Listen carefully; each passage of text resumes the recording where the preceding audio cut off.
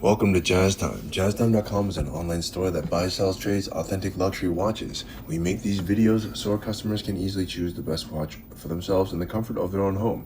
If you like this watch and would like to purchase it at the lowest price anywhere online, click on the link in the description below to buy it at JazzTime.com. Today, I'll be reviewing the Patek Philippe Perpetual Calendar Chronograph Grand Complication reference 5270-1R-001 in rose gold with a black dial.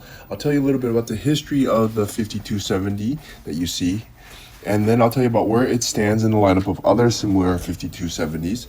Then I'll tell you about the case, bezel, dial, bracelet movement, finally try it on and give you my thoughts. So let's start with the history. Now the 5270, it is now 2025, and the 5270 has been around since 2011. So that makes it one of the longest standing grand complications that there are.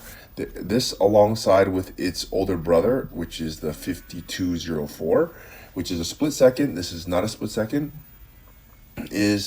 Are the two longest standing models in the grand complication category. That means they have the most number of variations. They've been around the longest. In fact, the 5270 has been around for, I guess it would be 14 years now, because 2011 and now it's 2025.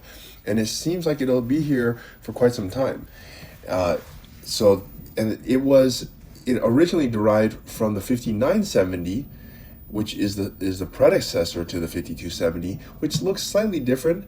The 5270 is the first time that the Perpetual calendar had its in-house movement, and the 5970, it had a Lemania movement, and even before that there was a 3970. And so you'd have to go back and look to our website to see how these look, but they look similar. But the 5270, which is what you're looking at here, looks more modern, and it is modern. It's still a new release not a new release, but it's a current release as of 2025. But who knows, that might change soon. So if you're a fan of this, then it would be a good time to buy it, because they are trading quite a bit under retail. At least we're selling them quite a bit under retail. And they're still very good looking. Okay, so that's a little bit about the history. I don't want to go into all the detail, but basically that's the history. Now, where does it stand in the lineup of other similar 5270s? Well, there's many different variations. They make it, as you can imagine, because the watch has been around for 14 years now. They make it in white gold with different dial selections, white and blue, and they make it with yellow gold. They make it with rose gold. They make it even with platinum with different dial variations. But this is the only variation that they make on a bracelet.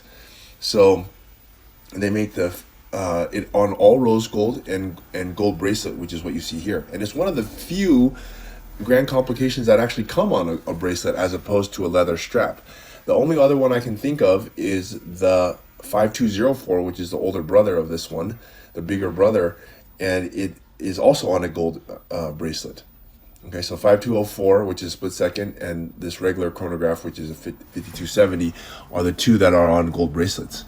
And surprisingly, the gold bracelets, they actually sell right around the same price as one without a gold bracelet. So you're getting quite a bang for the buck. In fact, if you wanted to, you could remove the bracelet on this one and replace it with a leather strap, which would be a great idea, because then you'd get a rose gold watch with a leather strap, and you could swap it back and forth anytime you wanted to. That would be definitely one of the benefits to going with this watch. Okay, but that's where this watch stands in the lineup. Okay, it's the only bracelet version of the 5270. So let's start talking about the watch itself, starting with the case.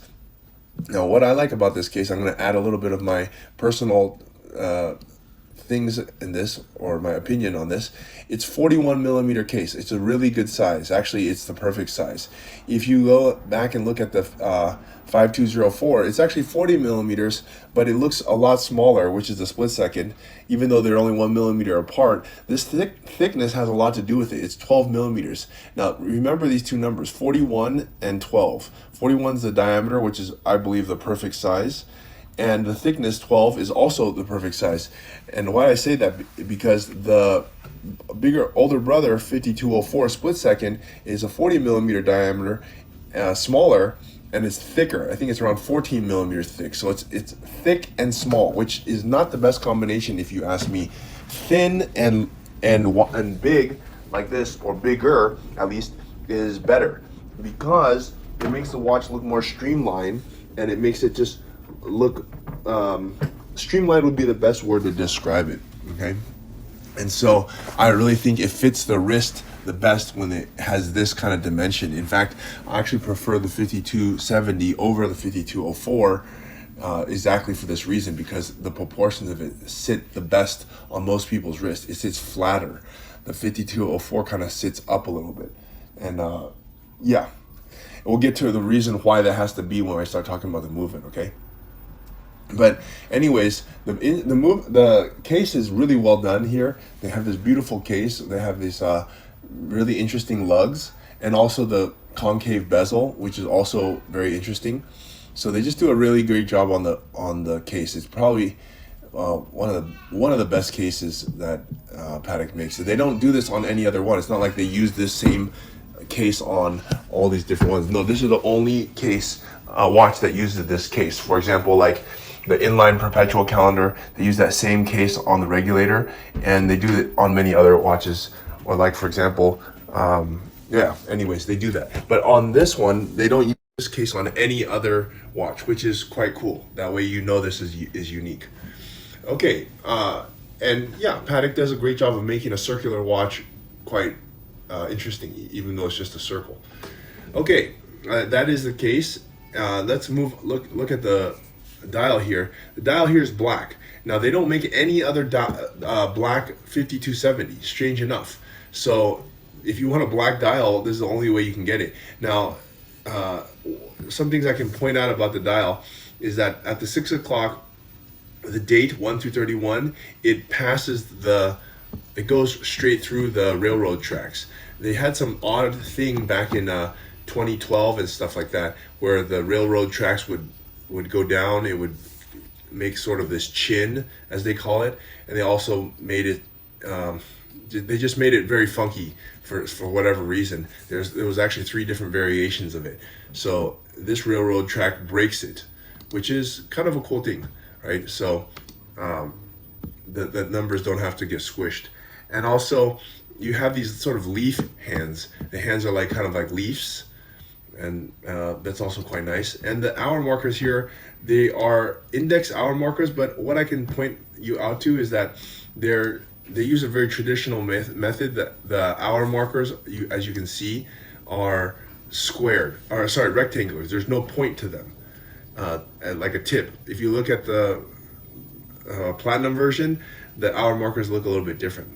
And then finally, I can point it out to you that the tachymeter here, it's a full tachymeter. It's got a lot going on it, and that's by design. That's how they wanted to do it. If you look at some of their other 5270s, such as their green one, it doesn't have this crazy tachymeter on it. I doubt anyone's going to use it, but it's more aesthetic thing. And then finally, if you look at the date wheel, you see it has black on the back, and then the words are written in white, which I think is a pretty nice thing. I think the 5204 is actually just the opposite. It's they switch that, and actually I think the older versions have a slightly different back color, if I'm not mistaken. I might be wrong about that, I'm not sure. But anyways, the later versions, like the one that you're looking at here, yes, it's black on the date wheel with white words. And okay, anyhow, and then you have the Perpetual calendar that tells you the number on the right hand between the 4 and the 5. That tells you what part of the leap year that you're in, and on the left hand side where it has that little this little dot between 6 and 7 and 8, that tells you the day-night indicator. And then you have the subdials counting on the 3 o'clock, the minute counter. Unfortunately it's only 1 through 30, which is kind of strange because a lot of items would need more than just 30 minutes of counting. Then you have the moon phase at the bottom and the running seconds on the left. So there you have it. Very complicated dial, a lot to take in on the dial, but it's very cool. Let's look at the bracelet here. The bracelet, as I said, it's the only 5270 that comes on the bracelet, and only one of 2 grand complications that actually come on a bracelet. Most of Pateks are actually on leather strap because that's very traditional, but here you have very beautifully done gold bracelet, by the way. And as I was stating to you, is that you could actually remove the gold bracelet and replace it with leather. And we could do that for you. And it's not a difficult thing. That way you could have a gold, a gold complication 5270, but if you could tone it down a little bit by putting it on leather, which is also a nice thing. Okay, and then let's look at the movement here. This is the part that I was going to tell you why is the 5270 thinner. It has 456 parts, which is a lot, by the way. Most chronographs are like 350 or so. So you add another 100 parts to add in this chronograph. Okay, fine. The split second has almost 500 parts, so it's another 10% more parts. But because of that 10%, it adds another thickness to it, which makes it thicker. And that's not the most pleasant thing for most people, because it makes the watch look a little bit awkward. I'm not saying it does look awkward, it just looks a little bit more awkward. Now, if you look at the 5270, the diameter is a nice 32. I don't know if you know how big that is, but 32 millimeters on a 41 millimeter watch is actually just right. AP does the same size diameter. So the diameter is just right. The thickness here is 7 millimeters. If you look at the 5204, which is a split second, it actually has 8.7 millimeters, which is 1.7 millimeters larger, or approximately like 20% bigger, because you have 10% more parts. So anyways, that's the reason why the split second is bigger or thicker. Anyways, it's still very nice. It's one of the most beautiful, intricate, crazy looking movements that you could possibly see. And yeah, what you're looking at, that's the result here. Bear in mind that it is a manual wind. There is no rotor, so you do have to wind it every day or two. But I don't think that's a big deal. So, okay, anyways, look, time to try this watch on my wrist and give you my thoughts. So, here are my thoughts. The watch is fantastic. 5270 is one of the best watches that are grand complications that Patek has ever made. I want to bring this to your attention. I'm 6 foot tall. I weigh 200 pounds and I have a 7.5 inch wrist. As you can see, the 41 millimeter looks perfect on me. This watch was retailing in 24 for around 230,000. And as of 25, they raised it all the way to 250,000. So 250,000, which is quite a bit. But look, check this out. We're selling this new around mid hundreds, 155, 160,000 at jazztime.com. And if you want to use one, we can get it even less, like around 140,000. So, I mean, that is a massive discount from the retail price. And as I was just saying, yes, it's on a gold bracelet, but if you don't fancy a gold bracelet, you could easily swap it to a factory leather strap with a buckle, so it'll look like it, all on leather. And for that amount of money, yes, it's still a lot of money, but you get a lot of watch for what you pay for, and it makes a good case for why you might want to go with this 5270 on a gold bracelet. It's, for me, a really beautiful watch. I like the black color. It goes with everything. I like that you can switch it back and forth between gold bracelet and leather, and I also like the fact that the retail price is very high and the going rate is much lower. And that's a great thing, because who doesn't want to buy things at a discount, right? No one wants to pay above retail. And that's not the case with many other models, such as the Nautilus, which you're actually paying double, sometimes even triple retail. So this one's a breath of fresh air. And look, if you want to buy it at the lowest price anywhere online, click on the link in the description below to buy it at jazztime.com. If you want to find out more about the watch you just saw in the video, you can just click below on Show More to see the full description. Then you can check the link next to model as seen in video, click on it, and you will get to the proper page where you can see all the details. If you're watching on a mobile phone, you have to click on the arrow down on the right hand side below the video to see the full description. If you like this video, please give us a thumbs up.